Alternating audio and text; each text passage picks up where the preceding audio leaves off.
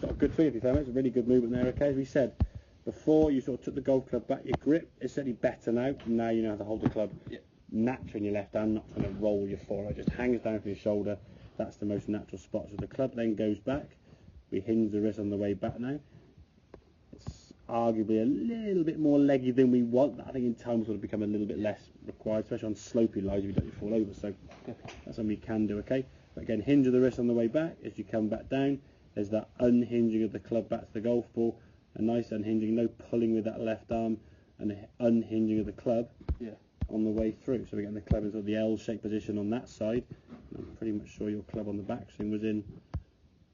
Kind of, there you go, your arm's a bit lower obviously, but the same sort of principle in terms of hinge to hinge to unhinge on the way through. And that's just simply your left elbow just relaxing and not feeling the need to, I think, try to hit at the golf ball and throw the arm at it. Once your posture was better, you could reach the ground. There was no need to try and throw the arm at it. And I say, as a warm-up, I would encourage you to do a few shots, a few swings, just left arm first, then your right arm, which order you go to, fair, left arm or right arm first, just maybe 4 or 5 swings, just finding the ground, then put both hands on the club, find the ground, and make your first few swings with a wedge 50-60 yards and build up to your 7-iron.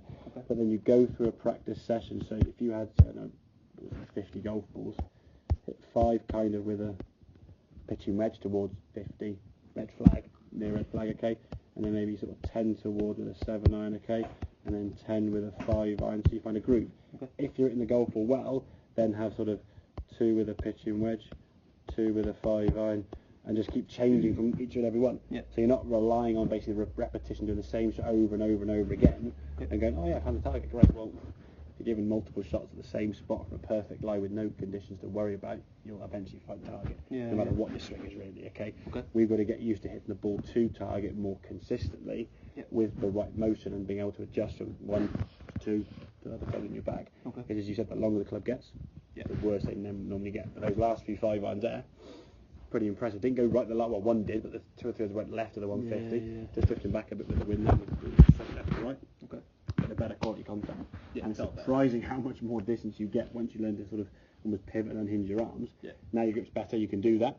Okay, get your posture over the ball better. The need to try and reach that golf ball will be gone. Unhinge both sides. It's a thoughtless swing, isn't it? There's not overly thinking all these different positions. There's sort of like mind maps everywhere. Okay, it's just hinging the wrists on the way back as you go back. So a bit of a hinge on the way back there with the wrists, hinge on the way back, unhinge on the way through, and twisting your way through. And actually your right foot now is starting to roll off the ground there a little bit. So in time that may start moving a little bit more as you get more confident. But unhinge to unhinge. Perfect. Square that club is, I mean, Make sense? Yeah, brilliant. Happy days. Good.